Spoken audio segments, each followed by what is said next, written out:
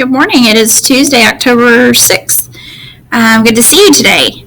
So we're going to continue our fiction lesson, and we're going to be looking at Jack and the Beanstalk today, okay? So make sure you're listening to the story and you're thinking about how and where it fits into the plot diagram, okay?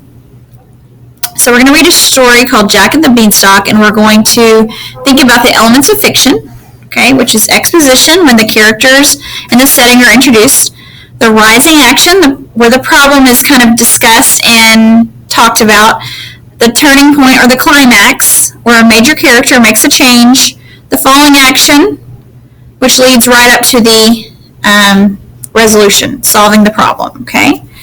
And be thinking about the conflict, how the conflict was solved, just like we did with Presto, and think about the theme, okay? Once upon a time, there lived a poor widow and her son Jack. One day, Jack's mother told him to sell their only cow. Jack went to the market, and on the way, he met a man who wanted to buy his cow. Jack asked, "What will you give me in return for my cow?" The man answered, "I will give you 5 magic beans." Jack took the magic beans and gave the man the cow. But when he reached home, Jack's mother was very angry. She said, "You fool! He took away your cow and gave you some beans." She threw the beans out the window. Jack was very sad and went to sleep without dinner. Okay, so let's think about the exposition. Main character at the beginning of the piece is going to be Jack, right here. All right, and then they're on some kind of land, but he went to the market. So in this part of the story, the market is introduced, and you can infer what's not being said, that they live on some kind of piece of land because they have a cow, okay? And the words are more negative, especially down here, because the mother gets angry, all right? The next day, Jack woke up in the morning and looked out of the window. He saw that a huge beanstalk had grown from his magic beans. He climbed up the beanstalk and reached a kingdom in the sky. There lived a giant and his wife. Jack went inside the house and found the giant's wife in the kitchen. Jack said, "Could you please give me something to eat? I'm so hungry." The kind wife gave him bread and some milk. All right. While he was eating, the giant came home. The giant was very big and looked very fearsome. Jack was terrified and went and hid inside. The giant cried, "Fee, fi, fo, fum, I smell the blood of an Englishman.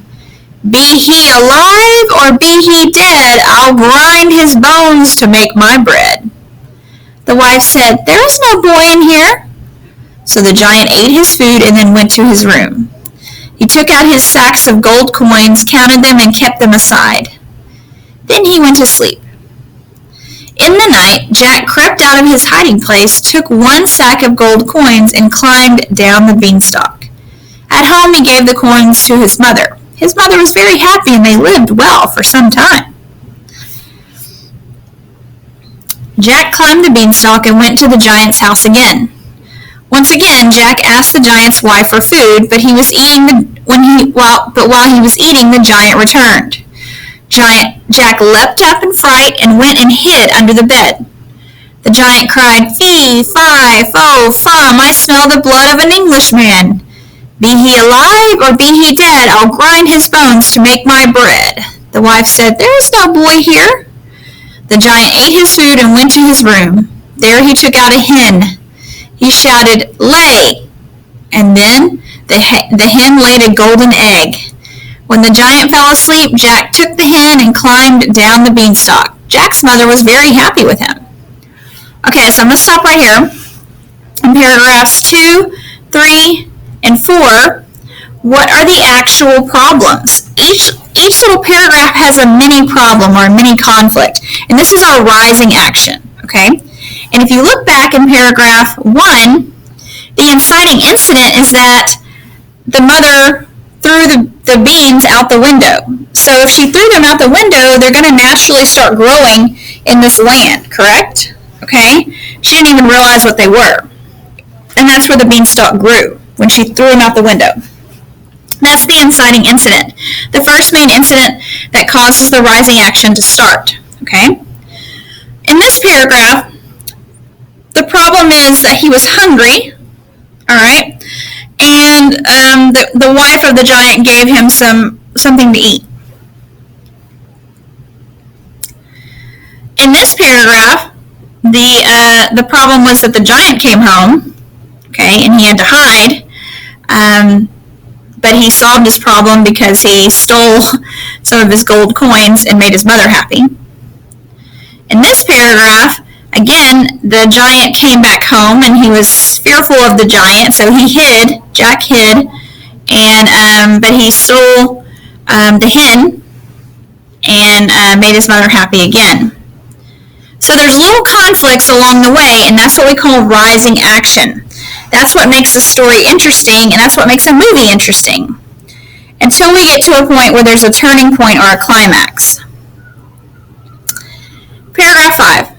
After some days, Jack once again climbed the beanstalk and went to the giant's castle. For the third time, Jack met the giant's wife and asked for some food. Once again, the giant's wife gave him bread and milk, but while Jack was eating, the giant came home. Fee, fi, fo, fum, I smell the blood of an Englishman. Be he alive or be he dead, I'll grind his bones to make my bread, cried the giant. Don't be silly, there's no boy in here, said his wife. Okay, so again, a little problem is Jack's eating this food in this little kingdom at the top of the beanstalk, and he has to hide from the giant. Okay? Do we see some patterns? Is the same conflict kind of coming up every single paragraph? Yes, the giant keeps coming home, and the boy's there, the boy has to hide, and the wife has to defend the boy by saying he's not there. Okay? The giant had a magical harp that could play beautiful songs. While the giant slept, Jack took the harp and was about to leave. Suddenly, the magic harp cried, "Help, master, a boy is stealing me!" The giant woke up and saw Jack with the harp. Furious, he ran after Jack, but Jack was too fast for him. He ran down the beanstalk and reached home. The giant followed him down. Jack quickly ran inside his house and fetched an axe. He began to chop the beanstalk. The giant fell and died. Okay? So this is where the turning point is.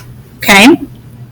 Because the giant and Jack are kind of facing off, and Jack cuts down the beanstalk, causing the giant to die, which is part of his problem, right? The problem was that the giant kept coming home every time, or to the kingdom every time he was eating their food, and now this problem is no more. So the turning point and the climax is also kind of when the problem stops. So this is a pretty major event in this story. Okay? Alright, we're going to stop here for today. So we had the exposition where the setting and the characters were introduced. We had the rising action, and now we're at the turning point, climax point of the story. Tomorrow we'll read more of the story and talk more about the falling action and where it falls in our plot diagram. Okay? There's nothing for you to turn in today. Just if you want to rewatch this video to hear the story, you can. And we'll talk to you later.